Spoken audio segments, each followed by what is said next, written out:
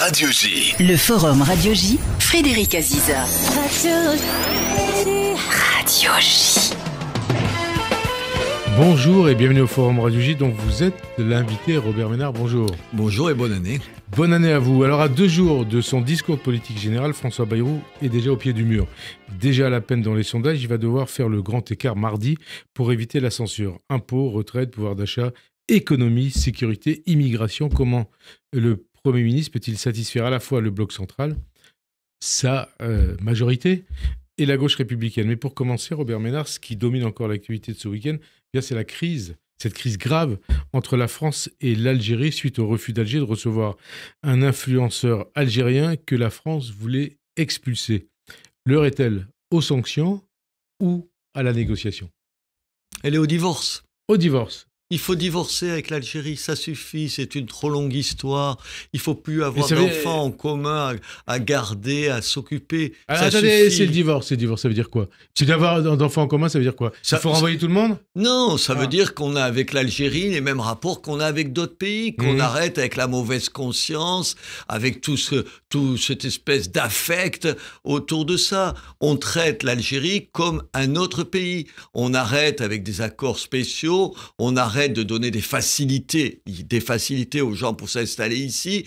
On arrête de recevoir tous ces hauts fonctionnaires, tous ces diplomates qui crachent à la figure de la France, qui crachent sur Paris, qui viennent se faire soigner en France. On arrête avec les mêmes qui, soi-disant, ne supportent pas la France, mais qui rêvent que d'une chose, d'envoyer leurs enfants dans les universités françaises. On arrête avec tout ça. On précise les choses. Gabriel Attal, il réclame la dénonciation de l'accord dont vous avez parlé, l'accord franco-algérien de 1968, qui régit les règles de séjour applicables aux Algériens.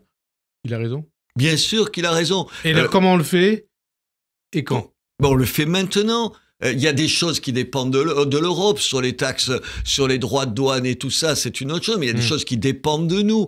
Alors j'ai vu les discussions sans fin entre spécialistes du droit et tout. Je crois qu'il y a à un moment donné des choix qui sont des choix politiques, qui ne sont pas des choix de droit constitutionnel ou que sais-je encore. Il faut juste dire aux Algériens, vous voulez être adulte, au régime algérien, vous voulez être adulte, vous voulez être indépendant, vous en avez marre, on vous a fait tellement de mal que vous êtes obligés de nous faire payer. Rappelez-vous, c'est Bouteflika qui disait à propos de l'accord de 68 auquel vous faites allusion, c'est le prix à payer pour les années de colonisation. On va en parler combien de temps encore des années de colonisation? Il faut arrêter avec tout ça. Simplement, le personnel politique, tout le personnel politique, ou quasiment tout le personnel politique français, il est terrorisé à l'idée de se mettre Alger à dos. Ça veut dire que la France, elle paye quoi? Encore l'addition de la guerre d'Algérie, le rapprochement entre Paris et Rabat, qui vient d'intervenir il y a quelques semaines, ou les ratés de la politique d'immigration. Il y a tout. C'est-à-dire? Il y a tout attendez, oui, évidemment, on a changé de pied, c'est le moins qu'on puisse dire avec le Maroc. Donc c'est Emmanuel Macron qui a décidé ça. Oui, il a décidé ça. Mais attendez, mais il est erratique, ce garçon.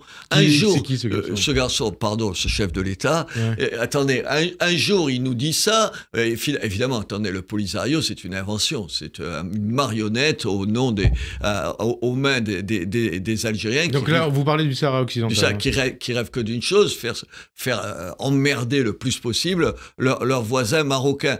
Mais bien sûr, les Algériens, le gouvernement algérien, il faudrait toujours dire le gouvernement algérien. Le gouvernement algérien, il se dit, Emmanuel Macron, il a tellement changé de pied. Vous vous rappelez, c'était un crime contre l'humanité. Vous vous souvenez, la colonisation. Maintenant, il leur tourne le dos, il choisit Rabat. Je pense qu'à Alger, on doit se dire, écoutez, peut-être que demain, il va de nouveau changer d'avis et on va repartir sur de bonnes bases. Il faut leur dire, ça suffit. Alors, c'est Gabriel Attal aussi, je le recite, qui dit aussi que la France, il dit et précise, on ne l'intimide pas, on la respecte et on ne la provoque pas sans conséquence. Pareil, je suppose que vous l'approuvez là. Attendez, bien sûr. Attendez. Et que ça vienne de Gabriel Attal.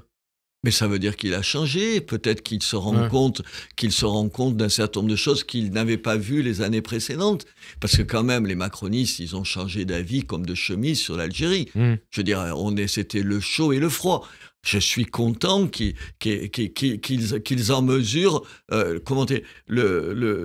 caractère néfaste de cette relation. Et néfaste depuis quand ? Depuis 62 ? Depuis 62.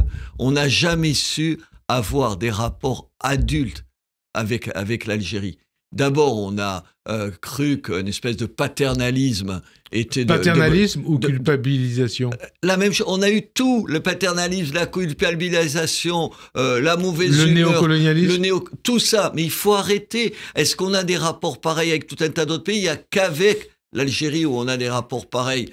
Et je pense que c'est pas bien. Parce que la France était présente en Algérie aussi. Non, mais attendez. Quoi, mais c'est vrai, elle était présente dans d'autres pays. Attendez, c'est vrai qu'on avait une colonisation de peuplement en Algérie. J'en sais quelque chose. Moi, je suis né en Algérie. C'est pour ça que je fais toujours attention à ce que je dis, parce que je veux pas que ce soit une espèce de pathos personnel qui me fait regarder l'Algérie comme ça. Mais enfin, c'est schizophrène, nos rapports avec l'Algérie. Attendez, vous allez dans la rue algérienne, tout le monde applaudit au discours officiel, beaucoup de gens applaudissent au discours officiel anti-français, et puis quand en privé, la même personne qui discute avec lui, qui dit « Ah, et quand est-ce que je peux venir en France ?» Enfin, coco, on peut pas à la fois insulter la France et rêver en sous-main de venir s'installer en France. Insulter la France, justement, c'est Bruno Retailleau qui parle d'humiliation. Comment éviter une nouvelle humiliation de la France pour reprendre justement les mots du ministre de l'Intérieur ? Mais en leur disant les choses. En leur disant quoi ? En leur disant les choses clairement.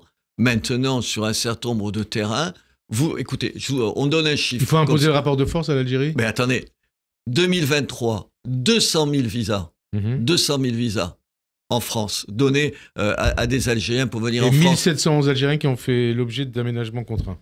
1711. Combien de laissez-passer consulaires ? Moins de 500. Ben, il faut dire, ça suffit. On ne peut pas à la fois recevoir 200 000 Algériens et vous, moins de 500 OQTF. Une OQTF, une obligation de quitter le territoire sur 10, une sur 10 fonctionne. Or, il faut juste rappeler aux gens, l'OQTF, ça concerne des gens qui sont des clandestins, il faut appeler les choses par le nom, pas des sans-papiers, des clandestins qui en plus ont commis des crimes ou des délits en France. C'est pas celui qui se comporte bien. Ces gens-là, les Algériens, n'en veulent pas, donc on vous donne pas de visa. Et la France réfléchit, pour reprendre ce que vous disiez, à des mesures de rétorsion qui peuvent porter sur le gel d'avoirs, sur le retrait de visas diplomatiques, la taxation de transfert de devises ou encore l'aide publique au développement. Attendez. Ça va dans le bon sens ? 130 millions d'aides publiques au développement à l'Algérie, qui encore une fois te crache à la figure au gouvernement algérien. Tu donnes plus d'aide. Enfin, je ne comprends pas qu'on ait ces espèces de pudeurs par rapport à l'Algérie qu'on n'a pas par rapport à d'autres. On ne peut pas parler de façon adulte. Au fond, c'est ça. Au fond, si, paradoxalement, il y a encore des traces de ce que vous disiez de colonialisme, c'est dans notre incapacité à parler de façon adulte à ce gouvernement. En leur disant, voilà, c'est comme ça et ce ne sera pas autrement. Qu'est-ce qu'on a à perdre ? Il faut me dire quoi ? Rien pour vous ? Attendez, quoi ? Le gaz ? On le trouvera ailleurs, le gaz. Le gaz, peut-être des menaces terroristes ? On ne sait pas. Ça, je n'ose même pas l'imaginer. Faut-il considérer que l'offensive de ces influenceurs au cœur de cette crise, ces influenceurs algériens contre la France, est dictée par les autorités algériennes ? J'en sais rien. Je ne vais pas dire oui, rien. Ouais. Vous constatez, là, attendez, moi je ne savais même pas qu'il y avait un certain nombre de gens, je vous l'avoue, qui avaient des comptes aussi lus. Vous avez vu, c'est donc, pas... entre 400 000 et plusieurs millions de c'est ça, vous avez pas vu, c'est fans, pas 15, c'est pas 4 lapins de Garenne. C'est beaucoup plus qu'un quotidien, quoi. Mais oui, c'est beaucoup plus que tout un tas de médias. Ouais. Et vous avez vu les propos. Enfin, nous allons tous vous violer, nique ta mère et la France, j'espère qu'ils vont te tuer, allez en enfer, sale race de juifs. Enfin, qu'est-ce que vous faites avec ces gens-là ? Vous les foutez dehors. Mais c'est l'Algérie qui est derrière ou pas ? Je ne sais pas. Vous savez pas. Alors, la France insoumise, on en revient en France, elle est en première ligne pour défendre la position des autorités algériennes et dénoncer la France. Ainsi, la fédération France-Algérie, dirigée par l'élu municipal LFI du Blanc-Ménil, Karima Khatmi, qui a été la coordinatrice de la campagne du candidat président Tebboune en Île-de-France lors de l'élection présidentielle dernière anticipée du 7 septembre, ne voit pas, je la cite, en quoi l'Algérie humilie la France. Et elle ajoute, on essaie de fracturer la population algérienne en France, je ne laisserai pas faire, on met tout sur le dos de l'Algérie, on fait de la chasse aux Algériens, l'Algérie matin, midi et soir. Qu'est-ce que ça vous inspire, ce type de déclaration venant d'une élue LFI ? Est-ce que vous n'avez pas remarqué qu'ils n'aiment jamais ce pays ? Qui les LFI, vous n'avez pas remarqué ? Alors, avant de poursuivre, je vous cite d'autres propos d'une autre élue LFI, la députée Ercilia Soudé. Sur X, elle a ciblé Gabriel Attal, dont on parlait, qui a appelé à la dénonciation de l'accord franco-algérien de 68. Elle dit « Quand Israël nous a manqué de respect, écrit-elle, notamment en s'en prenant à nos gendarmes et à nos journalistes, vous n'aviez pas le même ton. Celui que vous prenez avec l'Algérie est lié à votre islamophobie et à votre colonialisme. » Alors, réaction. Quelle réaction vous voulez que j'ai Je vous poursuivez de ce que vous disiez à l'instant. Ça veut dire quoi? Ils sont systématiquement, ces élus de la France insoumise, contre leur propre pays. Comment vous l'expliquez? Mais parce que je crois qu'ils n'aiment pas ce qu'on est. Je crois qu'ils n'aiment pas ce qu'ils sont eux-mêmes. Qu'on est cette histoire, cette civilisation, ce pays, ces valeurs, tout ça, ils l'aiment pas. Ils ne l'aiment pas. Et en plus, une fois de plus, c'est des calculs électoraux sordides. Ils ont, au fond, les élus de la France insoumise, ils ont quoi comme tête? Dans leur tête? Pour gagner les élections, on a besoin, au premier tour, de quelques centaines de milliers de votants de plus. Pour être au second tour, vous voulez dire? Pour être au second tour. Où on va les chercher dans les quartiers. Et dans leur tête, tous les Algériens des quartiers, et Dieu sait qu'il y en a, ou tous les Maghrébins, ou tous les musulmans, sont des gens qui doivent être dans leur tête, je sais pas, antisémites, qui doivent détester la France, qui doivent cracher sur les Français, qui détestent les cathos. Mais qu'est-ce que c'est? Ça veut dire que quelque part, c'est une forme de racisme? Mais ils sont racistes. À la France insoumise, il y a un racisme anti-blanc, anti-français, anti-tout ce qu'on est, omniprésent. Bien sûr. Ça veut dire que vous considérez que les fils et ces élus sont les ennemis de l'intérieur ou les ennemis de la République? Je n'irai pas jusqu'à cette formule-là, mais de temps en temps, un certain nombre d'entre eux, ils le sont. Ils le sont. Là, une crise entre Paris et Alger sur fond aussi d'arrestation et d'emprisonnement arbitraire de Boualem Sansal. N'est-il pas devenu Boualem Sansal, l'oublié de la République? On n'en parle pas. Attendez, vous avez vu même, moi je l'ai mis chez moi, alors une banderole de Boualem Sansal, pas sur l'hôtel de ville, parce que sur l'hôtel de ville, il y a toujours le 7 octobre, parce que j'ai de la suite dans les idées. Vous savez, 25 ans de défense des droits de l'homme à Reporters sans frontières, j'ai appris une chose. L'oubli, c'est la pire des choses. Il y a de l'émotion tout le temps au début. Puis 15 mois, jours après, il y en a un peu moins, 6 mois après, on est passé à autre chose. Est-ce qu'il y a la mobilisation qu'on devrait avoir? Il est franco-algérien. Il a eu le courage, je l'ai reçu il y a un an à Béziers, il a le courage de dénoncer l'islamisme et un régime algérien qui est une jeune algérienne. Et vous avez vu ce qu'a dit une partie de la gauche? Qu'il est suprémaciste, qu'il est islamophobe, qu'il est d'extrême droite. Attendez, ils veulent quoi? Ils veulent qu'il meure en prison. Il est malade, il est emprisonné. En Algérie, c'est un prisonnier d'opinion. Et non seulement il ne se mobilise pas, mais vous avez vu, mais même la presse, je ne sais pas, c'est Télérama qui disait « Oui, c'est l'instrument ou l'otage ou l'ami de la droite et l'extrême droite », comme si, vous avez compris, parce que la droite ou l'extrême droite le soutenait, ça le discréditait. Mais ça ne vous rappelle rien, ces raisonnements? Ça vous appelle pas le communisme? Quand tu critiquais les communistes, ah, mais c'est les fachos qui critiquent le communisme, et personne ne disait rien à Solzhenitsyn et ne prenait sa défense. C'est exactement le même raisonnement. On a une gauche, et pas seulement la France insoumise, le reste de la gauche terrorisée par la France insoumise, qui, sur cette affaire-là, se déshonore.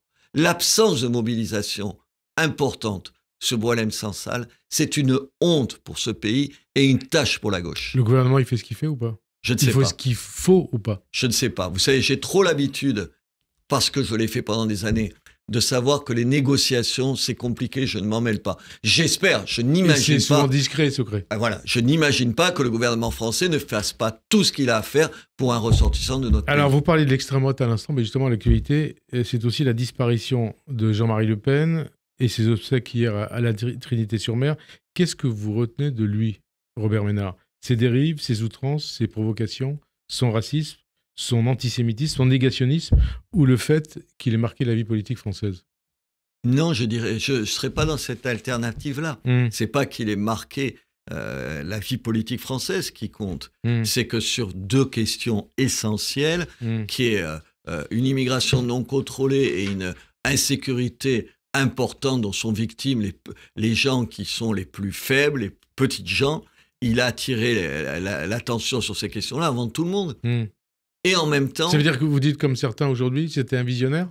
Sur ce terrain-là, il a pris la mesure d'une partie de la France dont tout le monde se fichait. Je ne sais pas si c'est le mot visionnaire que j'emploie. Il avait le pouls d'une partie de la France que les autres n'avaient pas. Alors, il avait le pouls, mais en parlant comme il l'a fait, avec des dérives, des outrances, des provocations de l'immigration, de la sécurité, il a interdit tout débat autour de ces thèmes. Et en même temps, comme il tenait des propos... Et de son racisme. Et comme il tenait des propos racistes et antisémites, et il était antisémite, comme il tenait... Et il était raciste.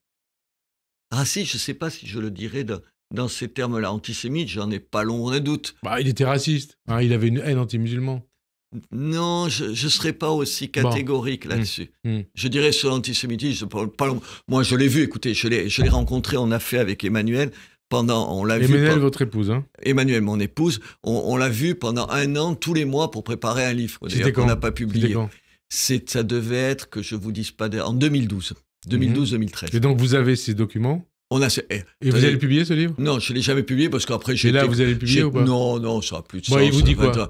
Il tenait des propos antisémites qui font pas qui font pas l'ombre d'un doute, des propos où tu te dis mais comment tu peux dire des choses comme ça. Donc mais en résumé, il disait quoi ? Non, je le dirais pas. Vous pouvez me la reposer 4 fois la question. Qui font pas l'ombre d'un doute sur leur antisémitisme. Ouais. Donc il y a pas cette discussion là. Et ce que ça a comme conséquence, ça veut dire que comme il tenait ces propos là, dès que tu osais parler d'immigration et d'insécurité, on te renvoyait à Jean-Marie Le Pen, qui, comme il tenait des propos antisémites, ça décrédibilisait ce qu'il disait sur les autres terrains. Et donc, moi, je lui en veux pour ça. Ça veut dire que longtemps, ce discours qu'il faut avoir, je ne sais pas comment le qualifier, ce discours patriotique, il faut défendre ce pays, il était, vous avez compris, marqué à la culotte par quelqu'un qui, par ailleurs, par ses outrances, des propos insupportables, te disqualifier dans ce que tu disais. Ça veut dire que quand vous l'avez rencontré pendant 1 an, vous dites, avec votre épouse, vous l'avez interviewé. Oui, on était tous les deux journalistes. Vous vous êtes dit, c'est l'héritier de Pétain ? Je ne sais pas si je disais ça. Je dis, non, ça ne se posait pas comme ça. Mais ça vous est venu en tête peut-être, non ? Oui, bien sûr, sur Pétain. En même temps, ce n'est pas vrai. Non. Parce que son père est mort, tué par une mine allemande. Il était pupille de la nation. Il a eu des attitudes... Non, mais il y a ses idées, quoi. Non, mais attendez, vous me posez une question pendant la guerre, tu ne peux pas lui reprocher de la collaboration. C'est une saloperie. Il ne l'a jamais fait. Ensuite, oui, il a eu des propos insupportables. Est-ce que vous allez être jeudi à la messe en hommage à Jean-Marie Le Pen qui va avoir lieu à Paris ? Non, c'est pas ma place, je ne le ferai pas. Moi, je n'ai jamais voté Jean-Marie Le Pen, alors que j'ai voté Marine Le Pen, parce que je pense qu'il y a un gouffre, un abîme entre les deux, et que les gens qui ne veulent pas le reconnaître font preuve du même aveuglement que ceux qui ne voulaient pas voir qu'il y avait un problème d'immigration ou d'insécurité quand Jean-Marie Le Pen en parlait. Pourquoi vous n'irez pas à cette messe en hommage à Jean-Marie Le Pen ? Parce que je ne rends pas hommage à cette complexité-là, parce que si je souligne l'intérêt qu'il avait dans un certain nombre de ses propos, le reste est tellement condamnable que je ne veux pas me retrouver. Éric Zemmour a annoncé qu'il y sera, ça vous étonne ou pas ? Il fait ce qu'il veut, Éric Zemmour. S'il a envie d'y aller, il y va. Moi, ça vous étonne ou pas qu'il y aille ?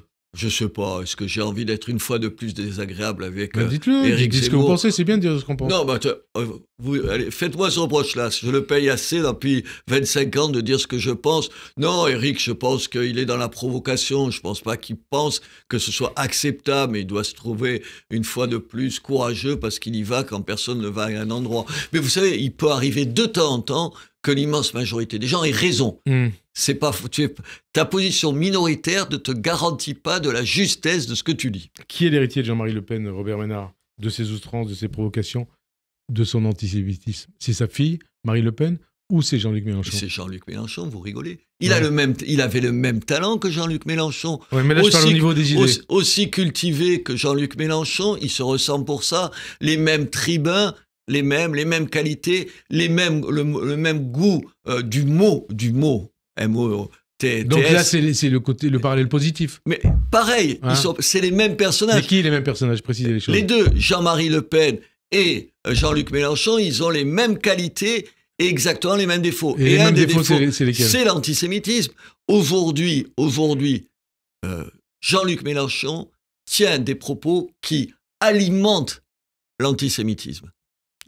Lui et un certain nombre de gens qu'il soutient il soutient à l'intérieur de son parti des gens qui, eux, sont antisémites.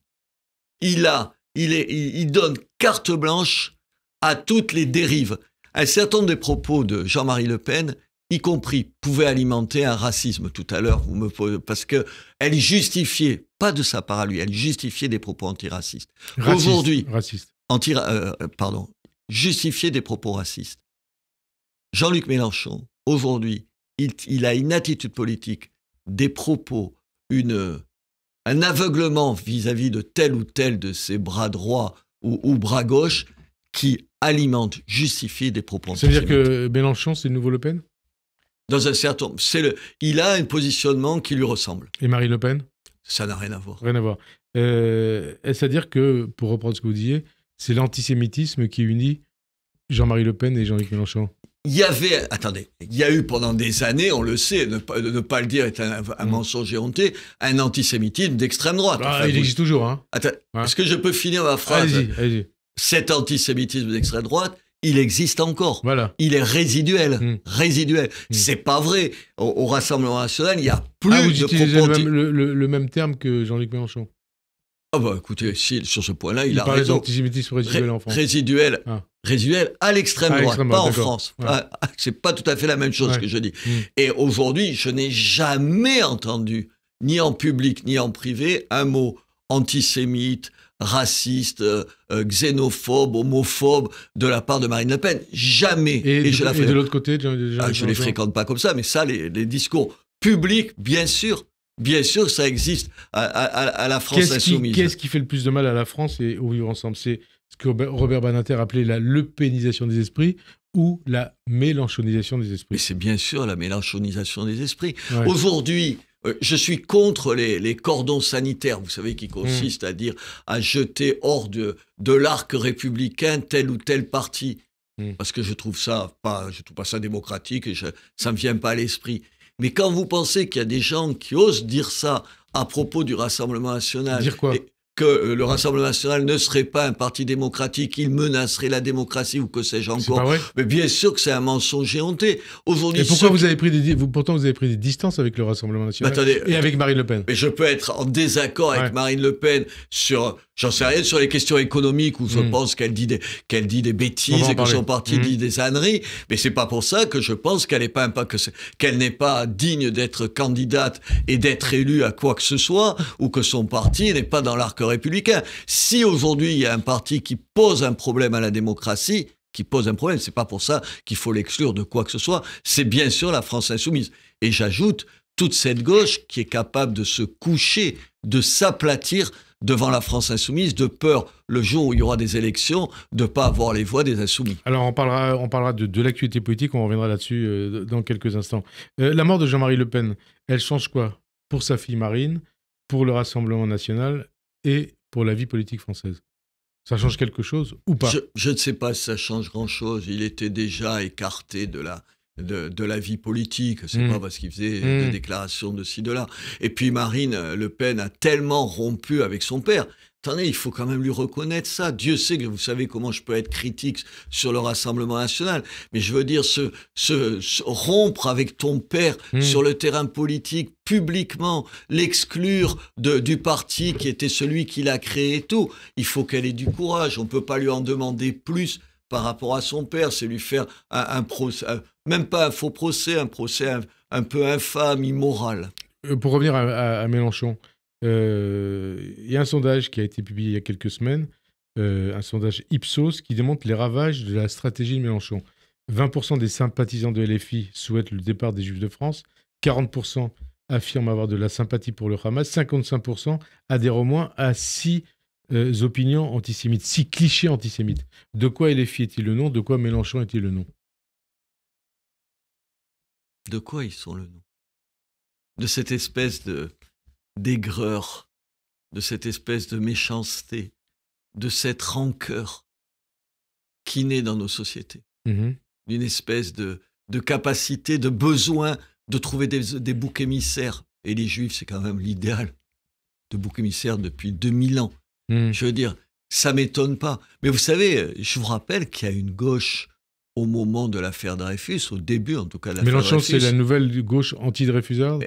Attendez, c'est exactement ça. Rappelez-vous, au nom, c'était Dreyfus, le juif, l'argent, la banque d'exploitation. Mais ça, c'est vieux. Et Marx, c'était un peu ça aussi. Ouais, mais attends, mais je parle, oui, Karl Marx aussi, dans un certain nombre de ses écrits. Bien sûr qu'il y a ça. Il y a ça dans le socialisme français. Les Insoumis ont trouvé un nouveau terme pour qualifier les Juifs qu'ils considèrent comme trop en soutien d'Israël. Ce terme, c'est les génocidaires. Qu'est-ce que ça vous inspire? Une saloperie, une infamie. Pourquoi? Une infamie. Comment tu peux dire aujourd'hui qu'il y a un génocide à Gaza? Un génocide. Mais quand on dit les Juifs sont des génocidaires. Attendez, mais pourquoi c'est une saloperie? À Gaza, il y a des morts, sûrement des dizaines de milliers de morts. C'est une abomination. Comment vous dire? C'est un drame, c'est plus qu'un drame. C'est tout ce qui te bouleverse et qui vous bouleverse, vous, comme moi, exactement de la même façon.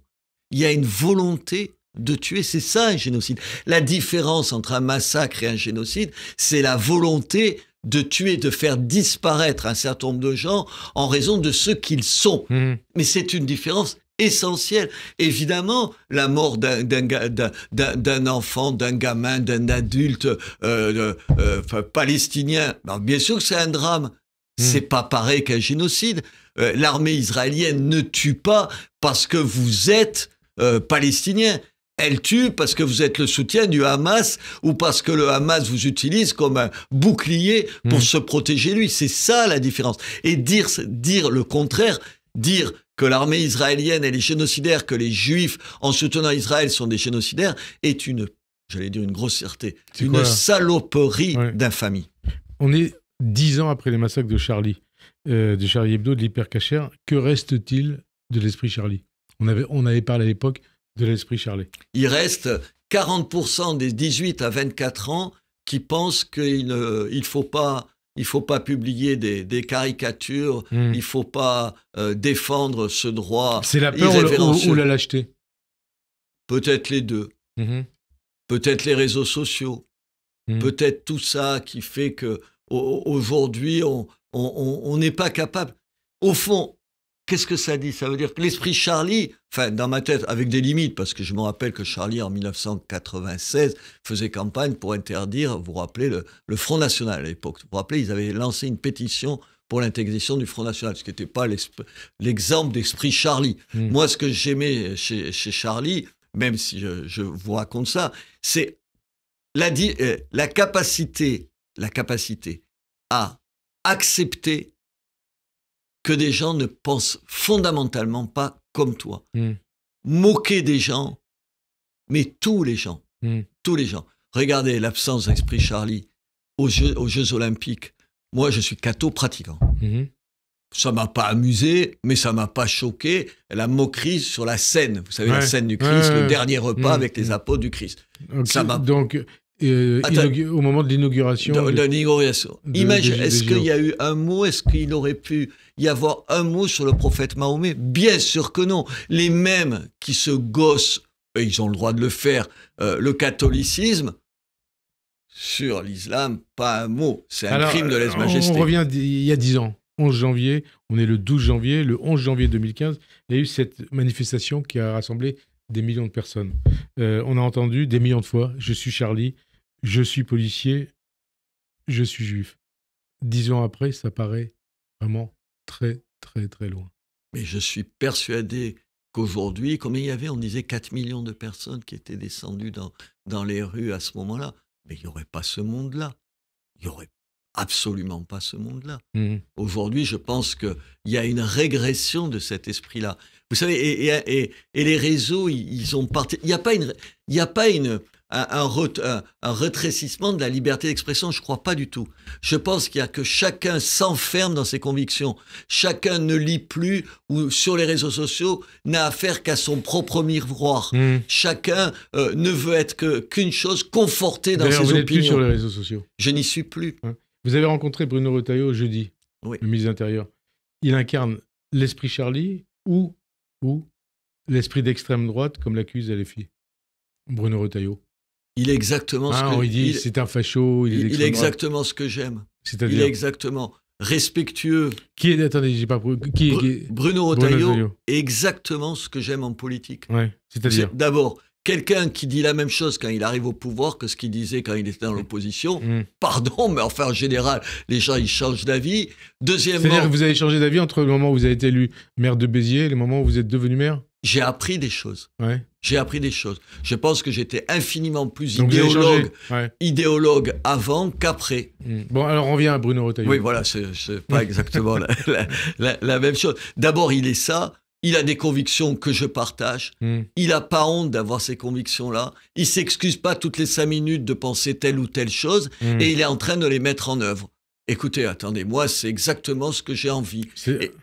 Et j'espère que plutôt que d'aller lui tailler des croupières, la droite, en se disant « Ah oui, il prend trop de place », lui dira « Bravo, c'est comme ça qu'on a envie de faire de la politique ». Vous parlez de quelle droite ? Y compris du Rassemblement national. De temps en temps, je vois des réactions du Rassemblement national sur Retailleau. Je dis, mais pourquoi ils disent ça? Vous dites la droite, pour vous, le RN, c'est pas l'extrême droite? Bien sûr que non. Enfin, ça l'était, c'est une des dimensions de la droite. Elle peut ne pas vous paraître sympathique, monsieur Aziza. C'est pas des fachos qu'il faut mettre au banc de la société. Est-ce que à Bruno Retailleau, vous lui avez expliqué, comme vous l'avez déclaré récemment, que le voile est une prison? Oh, j'aurais pu le lui dire, je sais pas. Non, je lui ai pas. On n'a pas parlé de ça. Et pourquoi vous dites ça d'ailleurs, le voile est une prison? Mais parce que c'en est une. Ouais. Parce que c'est une façon de faire sortir les femmes de l'espace public. Parce que c'est quelque chose qui est moyenâgeux. Parce que personne ne peut comprendre ça. Si vous avez envie de vous voiler à la maison, tu fais ce que tu veux. Moi, j'ai donné raison et je lui ai dit qu'il avait raison sur l'université. À l'université, le voile, il n'a pas sa place. Mais je ne sais pas, j'arrive pas à comprendre. C'est un truc qui me dépasse. Comment un peu à la fois se mobiliser, regarder les femmes en Iran, ce qu'elles sont en train de subir et tout. Et ici, le voile, il aurait des vertus. Il n'en aurait pas à Téhéran, où les femmes, vous avez vu ce qui leur arrive quand elles ne veulent pas porter le voile. Et ici, non. Comment vous l'expliquez? Mais ici, pour une partie de la gauche, par une tentative de séduction. Une séduction de l'électorat maghrébin. De l'électoralisme. Mais c'est que ça, mais vous croyez pas que c'est autre chose que ça. C'est cette bassesse-là. Au passage, le couple Retailleau-Darmanin, il vous inspire quoi? Est-ce que c'est un bon attelage? Mais je l'espère. J'espère qu'il ne va pas y avoir de guerre d'ego, parce que quand même la droite, elle est spécialiste au monde, la gauche aussi. Mais moi, je parle de mon camp, si j'ose dire. Elle est spécialiste des guerres entre deux fortes personnalités. J'espère qu'ils ne vont pas rentrer là-dedans. J'espère qu'ils ont toutes les raisons de s'entendre. Et est-ce que vous vous dites, Bruno Retailleau, il s'est présidentialisé depuis son arrivée à Place Beauvau. Il peut être candidat à la présidentielle de 2027. Ça, je ne sais pas s'il peut l'être. Vous le souhaitez ou pas d'ailleurs? Moi, j'espère, là encore, je vais vous dire quelque chose. Et je le lui ai dit, donc je vous le redis ici. J'espère qu'il ne va pas y avoir une autre guerre d'ego et une guerre, vous savez, de coq à deux ou de crocodile dans le même marigot. C'est qui le deuxième crocodile? C'est Laurent Wauquiez? Avec Laurent Wauquiez. On n'a pas besoin de guerre comme ça. On a besoin d'unité. On a besoin que cette droite, elle arrête d'être stupide. Qui est le crocodile qui a le plus de force? C'est Laurent Wauquiez ou c'est Bruno Retailleau? Je sais pas. Hein? Moi, je connaissais Bruno Retailleau, je l'avais jamais rencontré, alors que j'ai rencontré plusieurs fois Monsieur Wauquiez. Je pense qu'ils ont du talent, mais il faut qu'ils s'entendent. Il faut qu'ils s'entendent. Alors, nous sommes à 2 jours donc, du discours politique général de François Bayrou. D'abord, qu'est-ce que vous en attendez? Qu'est-ce que j'en attends? Ah, vous êtes hésitant. Vous n'en attendez rien? Mais non, j'en attends. Non. Pourquoi? Parce que j'hésite, pour pas vous dire une bêtise. Parce que je suis pas sûr tout le temps de ce que je pense. Parce que j'ai pas la science infuse, en un mot. À la fois, j'ai envie qu'on soit suffisamment intelligent, que François Bayrou ait la finesse de trouver un terrain pour que on arrive à faire avancer ce pays, c'est-à-dire qu'il n'y ait pas une nouvelle censure. Et en même temps, c'est pour ça que j'hésitais dans ma réponse, Frédéric Aziza. En même temps, il ne faut pas reculer sur tout, parce que si on recule sur tout, si on abandonne tout, enfin attendez, la France, elle a besoin d'un peu de courage. Alors justement, quelques petites questions précises. La priorité, c'est quoi? C'est la réduction du déficit et de la dépense publique ou le fait que le Parlement, c'est ce que vous disiez à l'instant, puisse voter un budget pour éviter le chaos, quitte à faire des concessions à la gauche, notamment sur les retraites? Et là encore, j'hésite parce que... Est-ce qu'on a besoin d'un budget? On a besoin de faire des économies dans ce budget? est-ce que dire à la gauche par rapport aux retraites, écoutez, on va en gros... personne va dire on va abandonner la réforme, mais on va mettre en suspens et on va se donner 6 mois. On va passer à 63 ans. Hein. 63 ans en 2026 et après, au moment de la présidentielle, il y a un autre débat. Honnêtement, j'ai pas de réponse. C'est pas que je veux pas répondre parce que je connais spontanément, je me dirais. Et merde, je veux dire, on a tellement besoin de remettre les comptes à plat, il est hors de question de toucher à la retraite. Et en même temps, je me dis, dire ça au risque de faire tomber le gouvernement dans un mois, est-ce que c'est bien pour mon pays ? Et je vous le dis, je n'ai pas les réponses à cette question. Gérard Larcher, président du Sénat, deuxième personnage de l'État, il dit LR. Il dit aujourd'hui dans le Parisien qu'il ne veut ni suspension ni abrogation de la réforme des retraites. Est-ce qu'une telle position ne conduit pas à l'impasse ? Je sais pas, il est plus radical que moi, vous avez remarqué. Oui, c'est pour ça que je pose la question. Je sais pas, je m'attendais pas souvent dans ma vie à être dans cette situation-là. Je sais pas, parce que ça peut être, vous le disiez, pas une suspension, mais ils trouveront un autre mot. Ils nous diront une mise entre parenthèses, un lancement d'une nouvelle discussion, une nouvelle table ronde. Je pense qu'ils trouveront un mot pour se mettre d'accord. Et au fond, est-ce que c'est pas ce que je souhaite ? Peut-être oui. Est-ce qu'il faut, entre guillemets, aider le Parti socialiste à aider le gouvernement ? Est-ce que le gouvernement doit l'aider à l'aider ? Ça dépend qui au Parti socialiste. Si M. Guedj... Il semble qu'il y a une position commune aujourd'hui au Parti socialiste. Alors, s'il y a une position commune et qu'on peut trouver... Pour parvenir à un accord de non-censure. Si on peut arriver à trouver un accord avec eux pour ne pas renverser le gouvernement, on ne va pas changer de gouvernement tous les 3 mois. Alors, en matière de pouvoir d'achat, de salaire, d'impôt, d'économie, quelles sont vos pistes et vos souhaits ? Parce que tout ça est un peu lié. Attendez, on reprend point par point. Pouvoir d'achat, salaire, oui. Impôt, économie. Pistes et souhaits. Pouvoir d'achat, moi je suis contre... Et priorité aussi. Hein. Oui, je suis contre systématiquement les mesures qui s'appliquent à tout le monde. Ça veut dire que je pense qu'il faut faire chaque fois la différence entre les gens qui n'ont pas beaucoup d'argent et ceux qui en ont peu.